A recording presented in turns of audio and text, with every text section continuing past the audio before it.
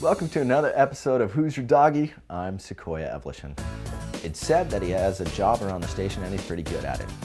His duties, you might ask? Well, they include sleeping, taking care of excess food scraps at the back of the galley door, crew morale, and just hanging out. Sounds like a good gig, except the galley part. His name is Tucker and he's a golden lab at Station Gloucester.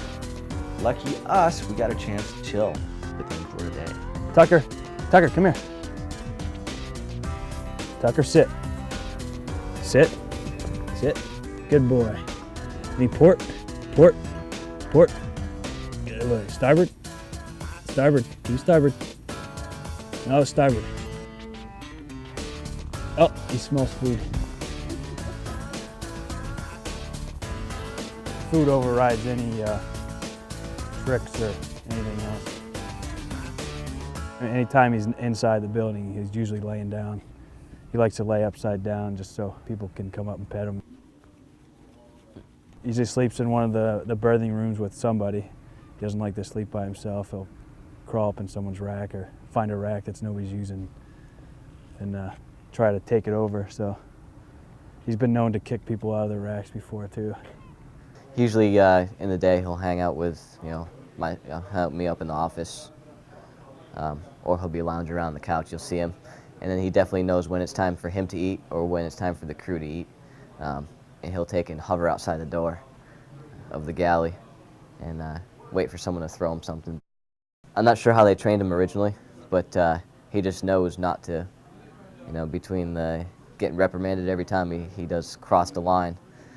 He's learned over the time he's been here. So every once in a while, he'll push the limit. Tucker.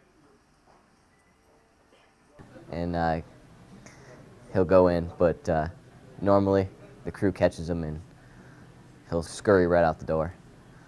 He'll usually live right over at the double doors into the galley.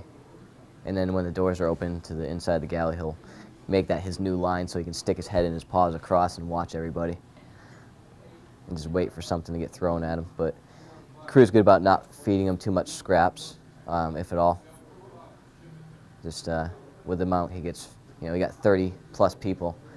Someone feeds him one scrap, there's probably about 5 others behind him feeding him, so we try to keep him in shape as much as possible. He loves the water. He's just, he won't get into it by himself. You gotta kind of take him, coax him into the water.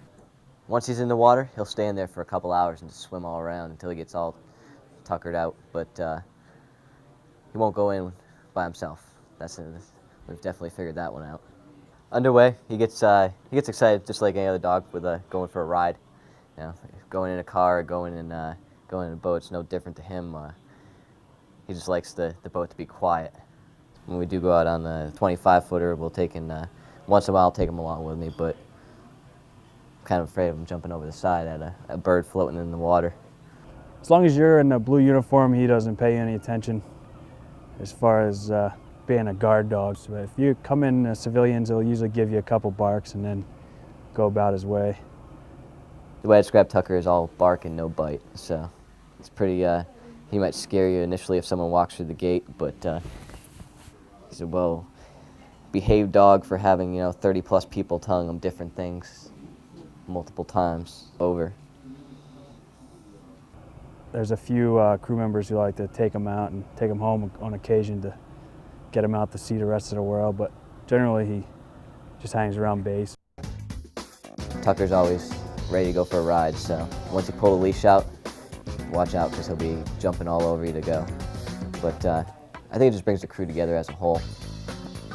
It's the way I describe it is when he's not here, when one of the crew comes, picks him up, takes him home for the night, it just feels empty in the station. We used to have him there, up on the couch with you, watching a movie or whatever, or just hanging out. Going for a swim, a car ride, watching a movie, or just hanging out. Sounds like my kind of date. That'd be a nice change from my girl who's always running around like crazy. If you're out there thinking my dog's better than your dog and you want to see your Eunice mascot featured on a future episode of Who's Your Doggy, just send us an email to doggy@coastguardchannel.com. Give us the lowdown on where you're from and, most importantly, what makes your dog so special. Next time on Who's Your Doggy, we visit the mascot at Station Golden Gate.